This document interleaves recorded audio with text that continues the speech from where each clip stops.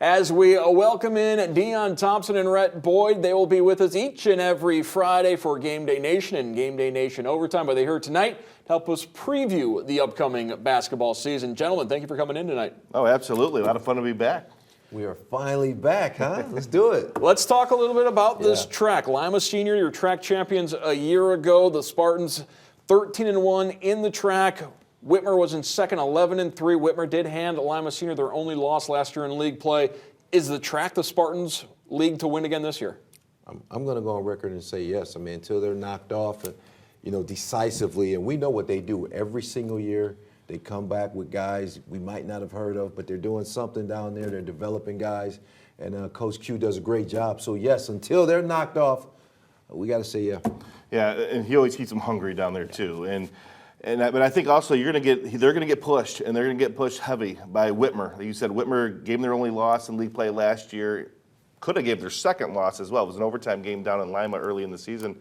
And Whitmer returns Antoine West. We talked about a great job he did as a freshman last year. They got Derek Janes, who, talking to Coach Stacy, said he's vastly improved his game from a season ago. Tamarion Davis came off the bench for them, and they're going to get Devin Morgan back. Now, Devin Morgan, as we know from the gridiron, an outstanding wide receiver. He got hurt last year during the football season, missed the entire basketball season, but he's back, he's healthy, and he's going to give them some physicality, size inside that they need, against a team like Lima. Let's talk about Central Catholic, as obviously you got Chico Johnson. He has signed to go to play at Drake, but he had the knee injury over the summer. He is not going to be available until January at the earliest. What does Mike Floyd have coming back, and how do you balance that with waiting for Chico to get healthy again? Well, I think you got Michael Greenlee, and then you got Isaiah Brenneman. Those two guys have a lot of varsity experience. So he's bringing back a team, like I said, with two leaders, two guys that have been playing at that level seems like forever.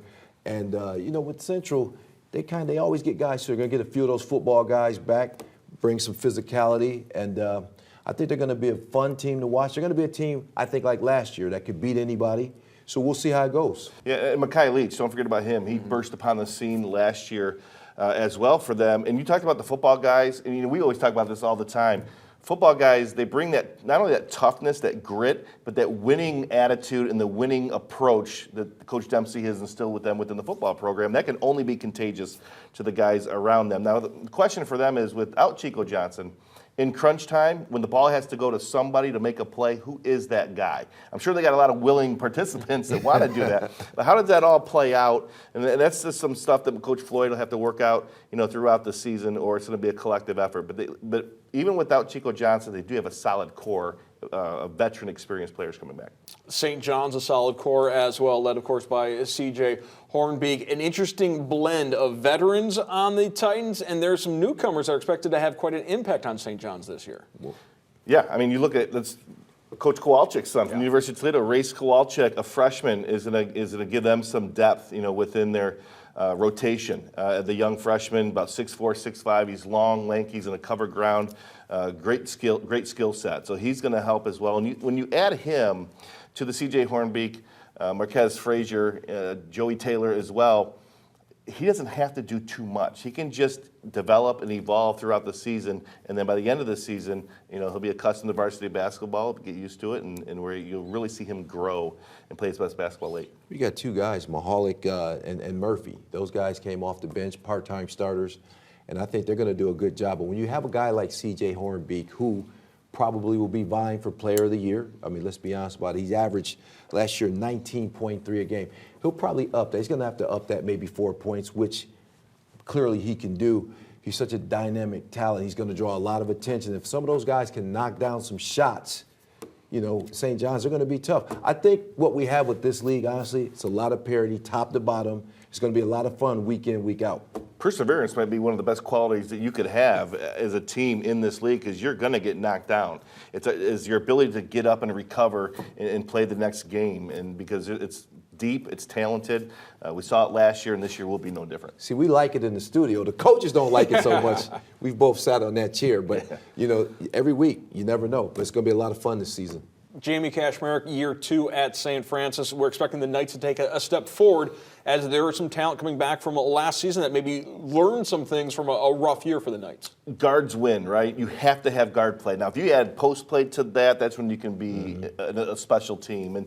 But they have a veteran backcourt coming back. Elvis Soroka, Jamison Heck, 2 guys got valuable experience last year. They kind of got the battle scars, if you will, and they're going to put that to good use this year as well. So that team will be improved this year under Coach Kaczmarek. It's just interesting to see how they fall or where they fall, amongst the top tier teams in that league. How many Sorokas have been? That's got to be a trivia for one of you guys. How many Sorokas have played in the TRAC/City League?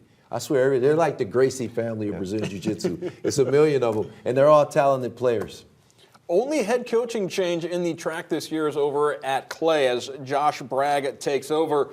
What are we expecting out of his first year at Oregon? Well, the last couple of years have been tough. Yeah. It's been rough, tough sledding, especially when you're playing in the TRAC with the teams that we mentioned year in, year out. So it's hard to do a rebuild, out there in Oregon with the talent that's within that league. And so for him, I think it's your own expectations and standards. It's incremental progress that you want to see. Now, when does that translate into wins? Time will tell. But it's a tough situation out there. They're going to go to the NLL next year, with the movement and the changing of the leagues. But they got their work cut out for them. But one thing about Clay kids, year in and year out, and way back in my day when we played against them, it was a big rivalry of ours at Whitmer. Is those kids come to play? They're tough. They're competitive. So regardless of where they're at record-wise, you got to come to play against them, or they're going to get you. I think there's something new, though, with them. They made it to the playoffs this year for football. And there's something about when that happens with your whole school. It's infectious. You get guys, maybe some of those football guys are going to try out, help the team out a little bit. And, you saw that every year the student section, much improved. So I expect Clay to be a little bit better than maybe they think. If they can get some of those football guys, get that winning mentality, they're going to be all right.